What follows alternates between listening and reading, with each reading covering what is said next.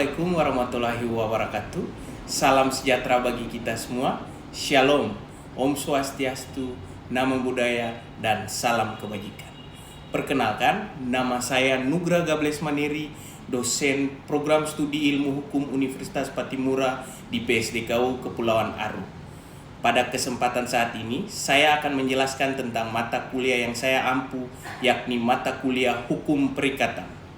Hukum Perikatan adalah mata kuliah dengan bobot 2 SKS yang diajarkan bagi mahasiswa yang duduk di semester 5. Mata kuliah Hukum Perikatan merupakan mata kuliah hukum yang bersifat lanjutan, yang asas, teori, konsep-konsep teoritik dan praktis di bidang hukum perdata material mengenai ketentuan umum hukum perikatan yang meliputi perikatan yang bersumber dari perjanjian maupun perikatan yang bersumber dari undang-undang. Adapun capaian pembelajaran mata kuliah hukum perikatan, yakni yang pertama, mahasiswa diharapkan mampu memahami serta menguasai konsep hukum perikatan. Yang kedua, mahasiswa diharapkan mampu menguasai asas, dasar hukum, serta pengaturan hukum perikatan. Yang ketiga, mahasiswa diharapkan mampu menganalisis permasalahan-permasalahan yang timbul dari perikatan serta mampu memecahkan masalah tersebut. Metode pembelajaran yang dipakai pada mata kuliah hukum perikatan yaitu yang pertama, membawakan mata kuliah secara interaktif dengan metode ceramah yang diselingi dengan tanya jawab. Yang kedua, small group discussion. Yang ketiga, case method. Dan yang keempat, project based learning. Terkait komponen penilaian, ada 4 komponen yang dinilai dalam mata kuliah hukum perikatan, yaitu yang pertama, partisipasi dengan bobot 15%, tugas mandiri dan kelompok dengan bobot 20%, ujian tengah semester dengan bobot 30%, kemudian ujian akhir semester dengan bobot 35%. Pada kesempatan kali ini, saya akan menjelaskan materi pembelajaran mengenai perikatan yang bersumber dari perjanjian. Berikut ini adalah video pembelajaran yang menggambarkan suasana belajar mengajar dalam kelas hukum perikatan. Selamat menyaksikan. Baik, Assalamualaikum warahmatullahi wabarakatuh. Salam sejahtera bagi kita semua. Shalom. Selamat siang, saudara-saudara. Kabar baik ya? Kita balik lagi di mata kuliah kita hari ini, yaitu hukum perikatan. Ini kita masuk pertemuan ke-9 karena kemarin sudah UTS ya. Materi kita kali ini yaitu perikatan yang bersumber dari perjanjian. Saat ini kita akan membahas mengenai yang pertama itu pengertian, kemudian dasar hukum, dan unsur-unsur dari perjanjian. Nah, sebelum masuk materi, di sini ada yang tahu pengertian perjanjian? Saya Pak. Ya, bisa Musyid, silakan. Ya Pak, menurut saya perjanjian adalah hubungan hukum yang mengikat beberapa pihak dan memiliki konsekuensi hukum jika salah satu pihak tidak memenuhi kewajibannya, Pak. Baik sekali. Ada pendapat lain? Ya, Vicky silakan. Menurut saya perjanjian adalah kesepakatan antara dua pihak baik lisan maupun tulisan. Nah, baik. Oke, kita langsung masuk ke materinya biar penjelasannya jelas. Jadi eksistensi perjanjian sebagai salah satu sumber perikatan dapat kita temui landasan hukumnya pada ketentuan pasal 1233 KUH Perdata, yaitu tiap-tiap perikatan dilahirkan baik karena perjanjian, baik karena undang-undang. Dengan rumusan demikian, KUH Perdata hendak menyatakan bahwa di luar perjanjian dan karena hal-hal yang ditetapkan oleh undang-undang tidak ada perikatan. Jadi kalau misalnya perjanjian itu dia tidak ada, otomatis tidak ada perikatan. Nah, perikatan ini penegasan dari hubungan hukum. Jadi pengertian secara eksplisit itu terdapat di pasal 1213 KUH Perdata, yaitu suatu perjanjian adalah suatu perbuatan di mana satu orang atau lebih mengikatkan dirinya terhadap satu orang lain atau lebih. Jadi ini bisa antara pihak pertama dan pihak kedua, bisa juga pihak pertama ada beberapa orang, satu atau dua, kemudian pihak kedua bisa beberapa orang. Jadi ini yang penting ada pihak pertama dan pihak kedua. dari peristiwa ini timbullah suatu hubungan hukum antara dua orang atau lebih yang disebut perikatan. Jadi hubungan hukum dalam perjanjian itu disebut perikatan. Nah, yang di dalamnya terdapat hak dan kewajiban masing-masing pihak. Jadi perikatan ini otomatis ada hak dan kewajiban dari pihak pertama dan pihak kedua. Itu. Jadi ketika ada perjanjian baru bisa ada perikatan. Oke, saya lanjut. Nah, dasar hukum perjanjian sendiri itu ada di buku 3 Kitab Undang-Undang Hukum Perdata, Bahwa Perdata. Itu ada 2. Yang pertama dasar hukumnya ada di bab 2 dan di bab 5 sampai bab ke-18. Jadi ada 2 dasar hukum ini. 2 dasar hukum perjanjian. Dimanapun di Indonesia ini dasar hukum cuma 2 ini. Yang pertama itu di bab 2 Bahwa Perdata dan bab 5 sampai bab 18. Oke, untuk bab 2 sendiri, jadi terbagi 2. Ada ketentuan umum itu di bab 2, sedangkan ketentuan khususnya di bab 5 sampai bab 18. Jadi ada 2. Jadi kalau bicara perjanjian itu otomatis ini dasar hukumnya itu cuma ada 2. Tidak ada di tempat lain. Tidak ada di undang-undang lain, ini cuma ada di KUH Perdata. Itu ada yang ketentuan umumnya, kemudian ada ketentuan khusus. Kalau ketentuan umum itu terdapat di bab 2. Itu mulai dari ketentuan umumnya pasal 13 sampai 13 15. Kemudian ada syarat-syarat perjanjiannya ada di pasal 13 20. Kemudian akibat dari suatu perjanjian, kemudian penafsiran perjanjian.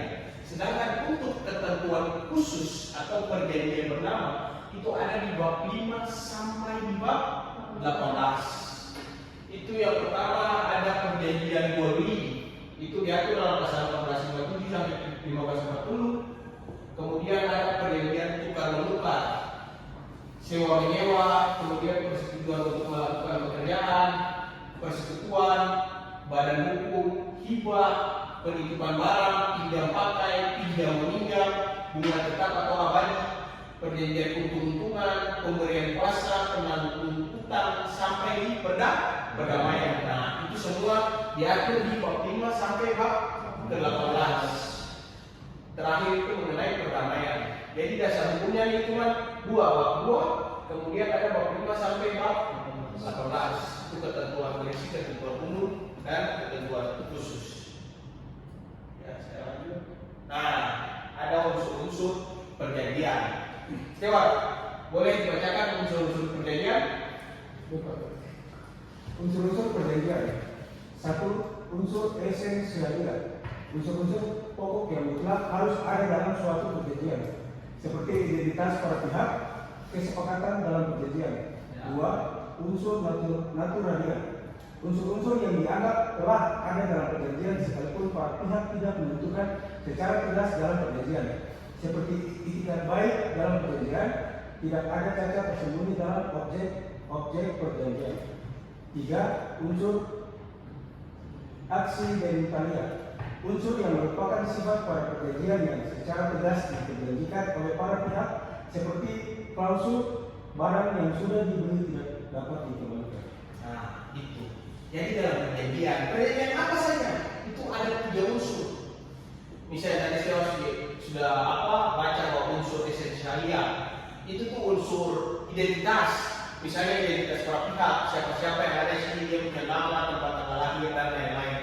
Kemudian ada kesepakatan dalam perjanjian. Nah, kesepakatan dalam bentuk apa? Dalam bentuk tanda tangan.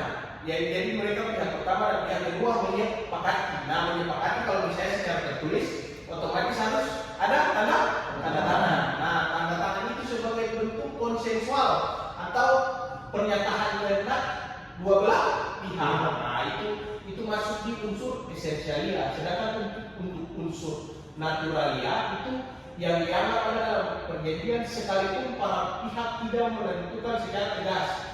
Contoh, itikat baik dalam perjanjian, kemudian tidak ada cacat tersembunyi dalam objek perjanjian. Nah, misal Clinton menjual mobil ke orang lain, tapi dia sudah tahu bahwa ini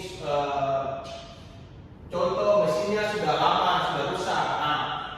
itikat yang buruk itu sebagai unsur naturalia. Jadi akan tidak tersirat dalam perjanjian. Nah, cuma itu termasuk dalam perjanjian. Jadi itu tersembunyi di dalam objek perjanjian. Objeknya apa? Objek yang ini yang dilakukan perjanjian, misalnya barang atau jasa. Nah, itu lebih ke itikat baik atau itikat buruknya. Kemudian yang ketiga ada unsur aksidentalia, yaitu sifat. Jadi unsur aksidentalia ini yaitu sifat pada perjanjian yang secara tegas diperjanjikan oleh para pihak. Misal ada barang yang sudah dibeli tidak dapat dikembalikan, itu berarti sudah itu ada apa? Istilahnya penegasan bahwa ini kalau barang sudah dibeli tidak dapat dikembalikan. Misalnya melakukan sesuatu lalu orang menegaskan di klausul bahwa kalau sudah dipakai kemudian tidak bisa lagi ini, tidak bisa ditukar, makanya harus lebih hati-hati. Nah, itu namanya unsur aksidentalia.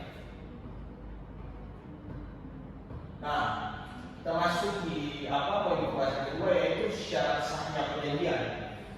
Jadi syarat sahnya perjanjian ini ada 4. Syarat subjektif dan syarat objektif. Kalau syarat subjektif itu poinnya di nomor 1 dan di nomor 2, sedangkan syarat objektifnya ada di poin nomor 3 dan nomor 4. Poin nomor 1, pertama itu adanya kata sepakat, harus ada persetujuan para pihak yang membuat perjanjian. Ini jelas nih. Jadi syarat sahnya suatu perjanjian itu ada di 1320 bahwa mendatang. Pertama itu harus ada kata sepakat. Jadi orang sebelum melakukan perjanjian harus sepakat dulu, sepakat dalam suatu hal tertentu. Nah, yang kedua, kecakapan bertindak. Itu kecakapan untuk membuat suatu perjanjian. Apakah dia sudah cukup umur, apakah dia sudah bisa melakukan suatu perbuatan hukum, dia layak. Nah, kemudian yang ketiga itu suatu hal tertentu, objek perjanjian yaitu prestasi seperti memberikan sesuatu atau berbuat sesuatu. Kalau suatu hal tertentu lebih ke objek dari perjanjian. Sedangkan yang terakhir itu kausa yang halal, suatu sebab terlarang jika dilarang oleh undang-undang bertentangan dengan kesusilaan atau ketertiban umum. Nah, jadi syarat perjanjian ini cuma ada 4, tidak ada lain lagi, cuma 4 saja. Jadi yang penting sudah sepakat, kemudian yang melakukan para pihaknya catat, dan ada objek dari perjanjian, dan yang keempat kausa yang halal. Sudah, kalau sudah ada 4 itu berarti perjanjian sudah sah. Jadi syarat sahnya itu cuma 4. Jadi misal kalau pertama sudah sepakat, oke, terpenuhi. Kemudian ada cakap bertindak, dua-dua sama-sama dewasa dan bisa melakukan suatu hubungan hukum, berarti terpenuhi.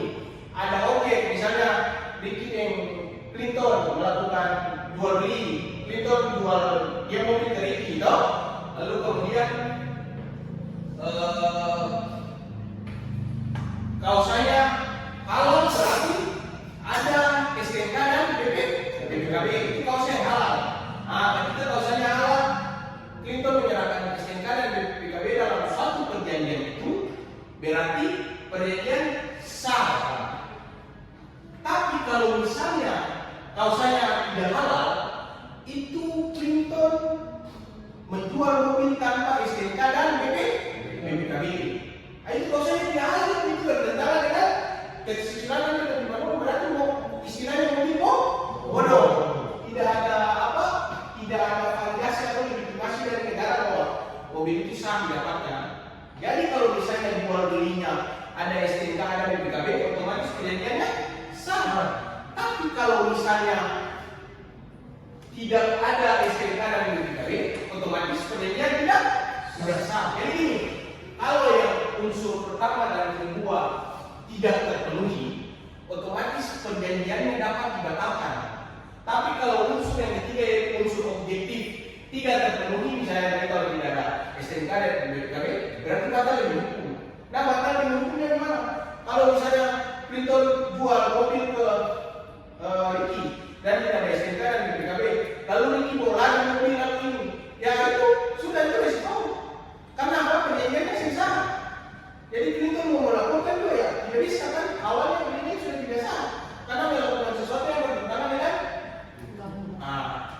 undang-undang gitu. Jadi kalau kausa tidak halal itu otomatis batal dengan hukum. Itu kalau 3 dan 4 tidak terpenuhi berarti itu batal dengan hukum. Sedangkan kalau syarat subjektif itu syarat subjektif itu orang, sedangkan syarat objektif itu barang. Jadi kalau syarat subjektifnya yang tidak terpenuhi otomatis dapat dibatalkan, tidak serta-merta batal dengan hukum, tapi dapat dibatalkan. Misal ya waktu mau kesepakatan, kalau kesepakatan ada yang tertekan, di bawah tekanan, nah itu dapat dibatalkan, yang itu pembuktiannya jelas.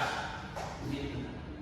Jadi poinnya itu ketika di poin 4 yang paling sensitif, kalau ada kausa yang tidak halal, otomatis perjanjian tidak sah. Asal muasal itu bagaimana misalnya sertifikat tanah sudah jelas dan lain-lain, itu saja sudah melambangkan apa perjanjiannya tidak sah karena kausanya saja tidak halal. Itu saya lanjutkan. Oke, kita masuk di asas hukum perjanjian. Oke, asas hukum perjanjian. Yang pertama ada asas kebebasan berkontrak. Itu yang setiap orang bebas untuk menentukan bentuk, macam dan isi perjanjian sepanjang tetap memenuhi syarat sahnya perjanjian, tidak bertentangan dengan undang-undang, ketertiban umum dan kesusilaan. Itu jadi misal Ricky dan Clinton melakukan perjanjian, itu bebas untuk perjanjian apapun itu. Nah itu dijamin oleh hukum, yaitu ada namanya asas kebebasan berkontrak, itu bebas sepanjang ada kecualinya, tidak bertentangan dengan undang-undang, tidak bertentangan dengan yang 1320 yang tadi kau perdata. Jadi kausanya harus halal, tidak boleh tidak itu. Tapi kalau misalnya dalam hal apapun, objek apapun, ya bisa. Jadi diberi kebebasan untuk melakukan perjanjian. Kemudian kedua ada asas konsensualisme, yaitu kesepakatan para pihak untuk mengikatkan diri dalam suatu perjanjian. Nah, konsensualisme ini konsensual itu pernyataan kehendak. Jadi istilah dalam pernyataan kehendak atau kata sepakat itu biasanya disebut konsensualisme. Jadi itu apa? Merupakan kesepakatan para pihak untuk mengikatkan diri dalam suatu perjanjian. Jadi atau niat dan sepakat saja itu nanti sudah asas ini sudah terpenuhi. Kemudian ada asas fakta sunt servanda ini dalam 1238 bahwa perdata. Itu asas kepastian hukum berkaitan dengan akibat perjanjian. Perjanjian yang dibuat secara sah berlaku sebagai undang-undang bagi mereka yang membuatnya. Nah ini apa? Ini kekuatan mengikat. Jadi orang bilang perjanjian ini tidak terlalu kuat dan lain-lain. Oh tidak, ini langsung dijelaskan oleh 1338 bahwa perjanjian yang dibuat secara sah, secara sah itu bagaimana? Yang penting 1320 tadi itu terpenuhi. Itu berlaku sebagai undang-undang bagi mereka yang membuatnya. Jadi perjanjian itu berlaku dan harus melaksanakan. Kalau tidak ada konsekuensi hukumnya. Itu namanya asas fakta sunt servanda. Saya lanjutkan. Nah, ada asas itikat baik, yaitu para pihak harus melaksanakan substansi kontrak berdasarkan kepercayaan atau keyakinan yang teguh atau kemauan baik para pihak perjanjian harus dilaksanakan dengan itikat baik. Jadi sebelum melaksanakan perjanjian itu sudah sama-sama itikat baik. Misalnya kalau ada cacat dalam jual beli mobil harus bilang, nah itu yang mendasari itikat baik. Tapi kalau misalnya unsur naturalianya itu disembunyikan, terus ada itikat buruk bahwa ini si pihak kedua tidak tahu, nah itu itikat buruk. Harus itikat baik ini terpenuhi, tidak bisa itikat buruk lalu dijalankan menurut saya kalau tidak bisa. Nah, kemudian ada asas kepatutan, isi perjanjian tidak bertentangan dengan peraturan perundang-undangan yang berlaku, kepatutan dan kesusilaan. Itu perjanjian yang seharusnya bagaimana ya, seharusnya tidak boleh bertentangan dengan undang-undang isinya. Jadi isi dalam perjanjiannya itu harus patuh secara hukum. Kemudian yang keenam ada asas kesamaan hukum. Kedua pihak sama kedudukannya di depan hukum sehingga harus saling menghormati satu sama lain. Contoh perjanjian kontrak kerja antara misalnya owner dengan dia punya bawahan. Jadi ketika bikin perjanjian, pihak pertama misalnya owner dan pihak kedua itu statusnya sama, ada equality before the law. Jadi semua ini sama walaupun statusnya yang satu ini memberikan penghasilan ke pihak yang kedua, tapi dua-dua wajib untuk memenuhi perjanjian karena ada asas ini, asas persamaan hukum. Jadi mau dia latar belakang apa, mau dia jabatan apa, tetapi ketika mereka mengikatkan diri, otomatis harus saling menghormati dan kedudukannya sama. Gitu. Oke, kita masuki jenis-jenis perjanjian. Baik, jenis-jenis perjanjian sendiri, yang pertama ada perjanjian konsensual, yaitu perjanjian yang dianggap sah atau ada setelah terjadi kesepakatan antara para pihak, seperti jual beli, sewa menyewa. Jadi perjanjian konsensual. Dan konsensual itu apa? Pernyataan kehendak, kesepakatan itu. Jadi itu yang penting, ketika sepakat berarti sudah sah.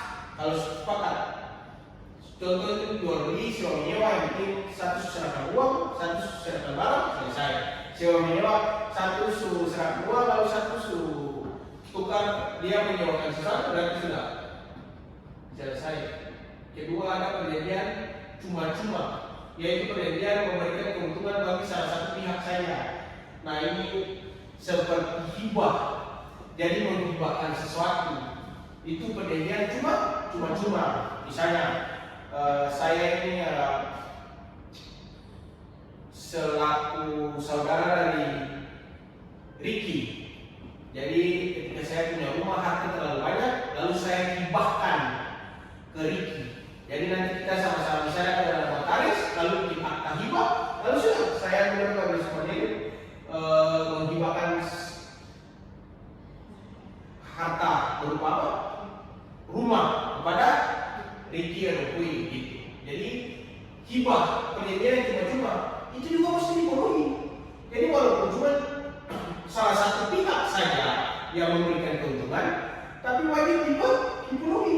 Jadi ketika nanti misalnya tertulis 5 tahun kemudian saya akan memberikan hibah rumah ke Ricky.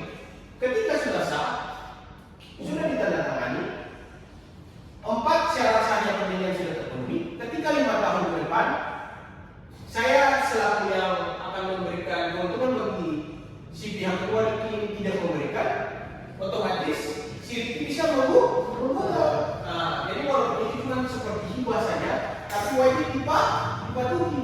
Jadi saya juga selaku yang memberikan keuntungan wajib untuk mematuhi segala konsekuensi yang tertera dalam klausul perjanjian.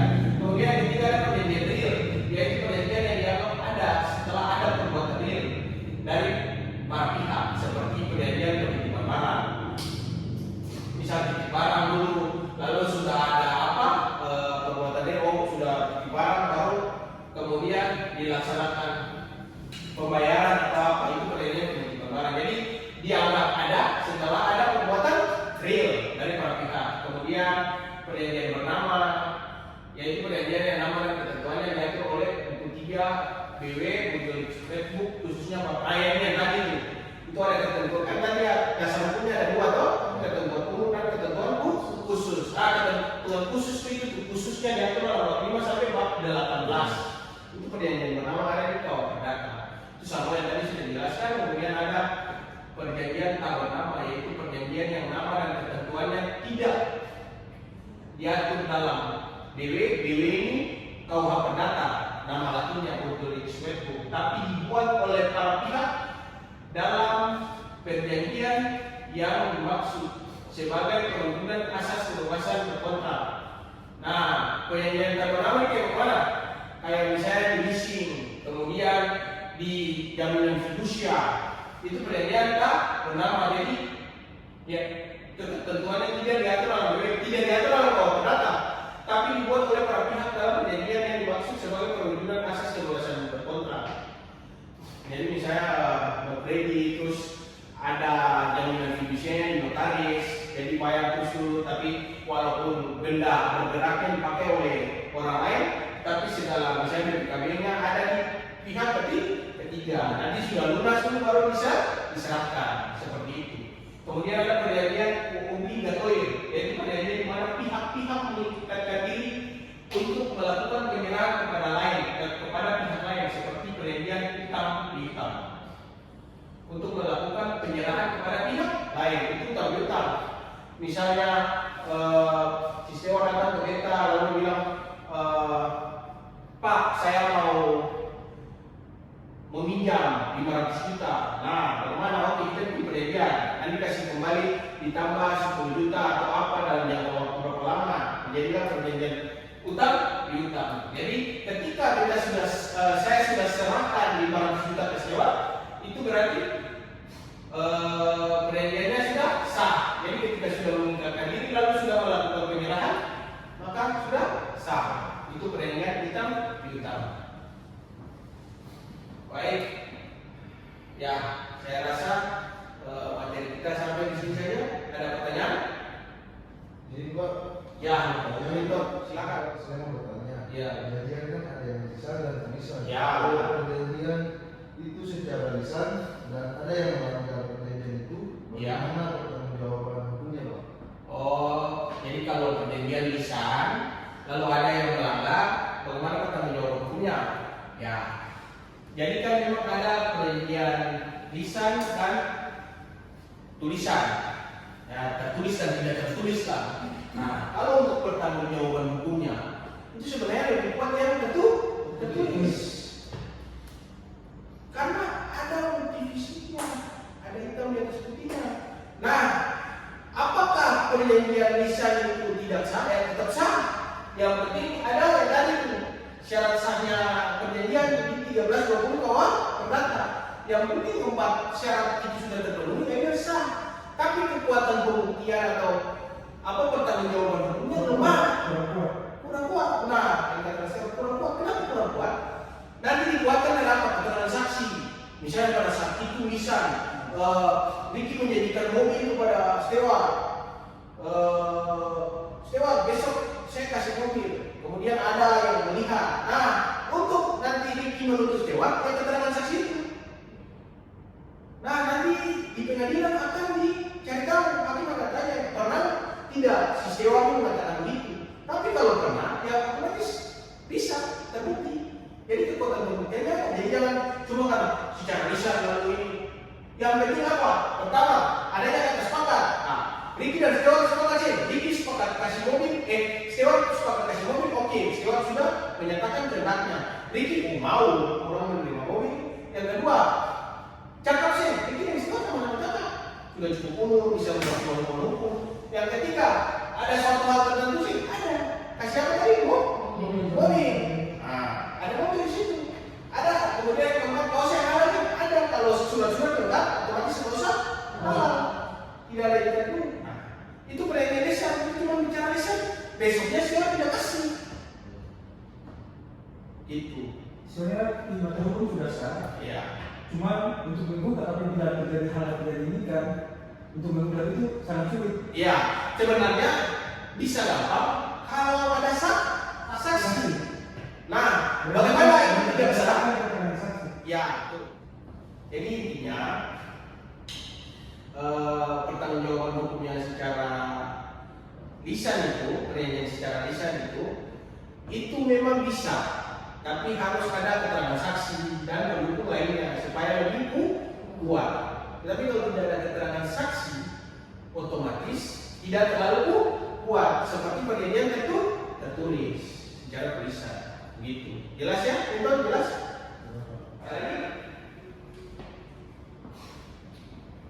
Tidak ada ya? Oke, baik. Baik, berarti sampai sini saja materi kita di hari ini. Nanti minggu depan kita akan masuk ke pertemuan ke-10. Selamat siang semua. Sekian video pembelajaran mata kuliah yang saya ampuh. Terima kasih atas perhatiannya. Wassalamualaikum warahmatullahi wabarakatuh. Salam sejahtera bagi kita semua. Shalom. Om Santi Santi Om. Nama budaya dan salam kebajikan.